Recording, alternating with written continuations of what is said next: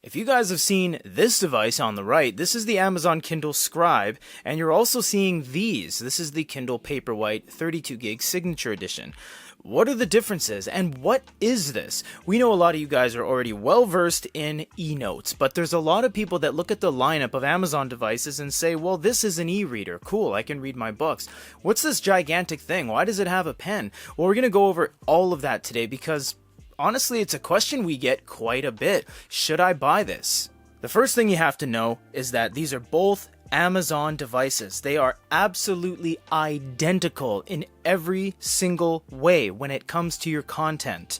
This is the Paperwhite with my content. This is the Scribe with my content. You can see, if you just look, you see the same mangas, the same books. If you tap on the books, they'll open the same thing. And you'll see that it kind of actually displays it in a different way and suggests that you go to each other respective device. So for example, this one's saying go forward to page 55, question mark. This one's saying go to location 860. So it's trying to kind of locate each one as you're using them at the same time. So it's all connected by the same ecosystem. While we're here, let us look at the actual ebook experience. What are the differences here? Well, as you're swiping, you'll see that this has a ton of screen real estate. It is significantly bigger. This is 10.3 inches. This one is 7.8. So it is quite a bit larger. You're displaying a significantly larger amount of text. And in fact, if we go to the text augmentation section and go to font and choose the biggest one, you will see that that is how much actually shows on the screen. Whereas if we go on to here and choose the biggest one, it actually only shows about 2 to 4 words per line. So that's the differences you have to look at. They're both 300 ppi when it comes to the resolutions and the pixel densities of both of these. But we want to show you something on this that actually changes the game a little bit. Why you would buy this is because you can do sticky notes on your book. So for example, I click on that, I tap in the center, and I can do a handwritten note. Unfortunately, you can't take notes on the actual unit, and after you make your note, you cannot discover that on here. So if I have this open and I go to my contents here, and I go to my notes and highlights, I won't be able to see that.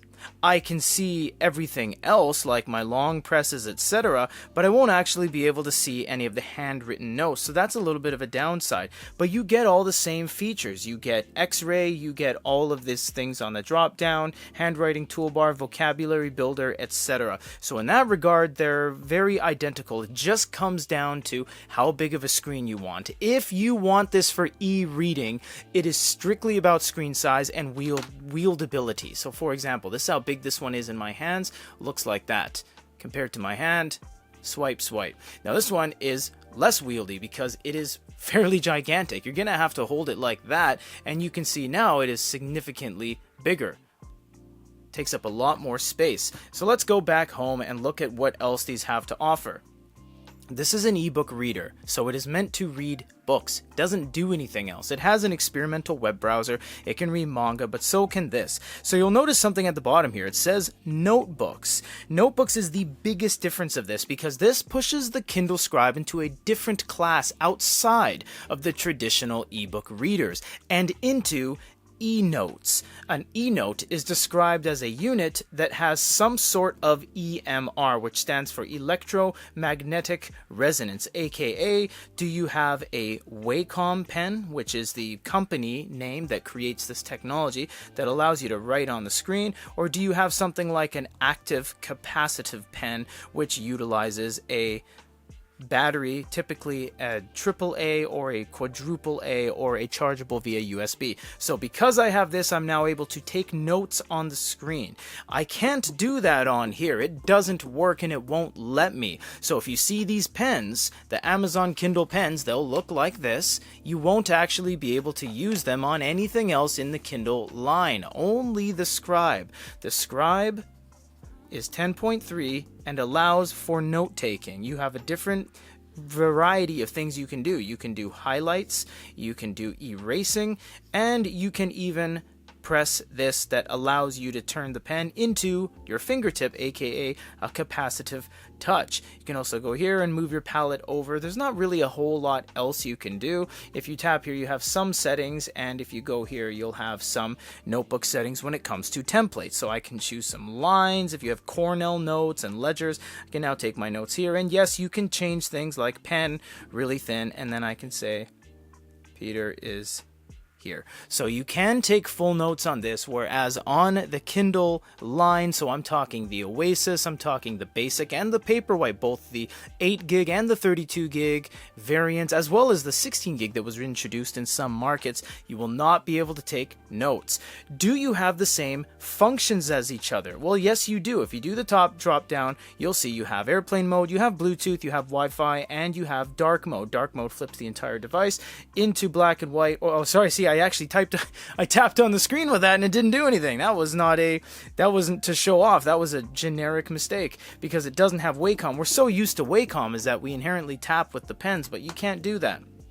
They both have glow lights as well. This one actually has an auto brightness based off of a light sensor as well on the Signature Edition. So you do have the same functions and the same access to your store. So if you do scroll down, you do have everything that you would see on here is on here. It's not like this has speakers or anything like that, so this isn't bringing any additional hardware in terms of microphones or speakers or cameras or anything, so they're just identical to each other, except this one has an extra layer in between the glass and the actual EPD, which is the electronic paper display that is the actual screen.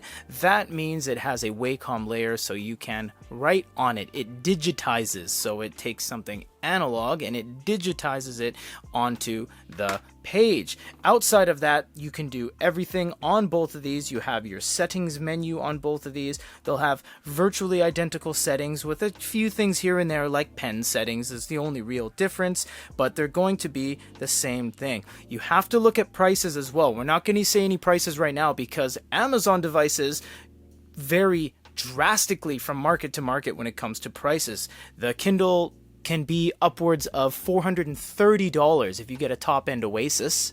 Or you can find some Kindle Basics as low as $19 on Woot. So it is going to vary to a very large degree when it comes to these units. But this is just kind of a little educational piece and a quick kind of differences, because if you guys are spending your money and you're questioning why you're spending hundreds of dollars more traditionally than a regular e-reader, and you see these pens and you're just overwhelmed, you're like, what does it all mean? It's because the basic thing you have to know is that this has note-taking. You can add folders, you can write things out, you can take little check marks and draw your things, you can just jot your ideas down, something that you cannot do on here. This is Amazon reaching into another meta. They're going into e-notes. They haven't done color, they haven't done onboard audio since the Kindle Touch. They got rid of that. So they're kind of spreading out themselves and reaching into other cookie jars. So that's what that is. That's what this is. If you guys want to buy any of these, you can get them from Amazon in your local country. If you live in a country where Amazon does not deliver, like Singapore, Iceland or something, we do sell them on our store as well. Thank you guys for stopping by, and let us know if you have any questions.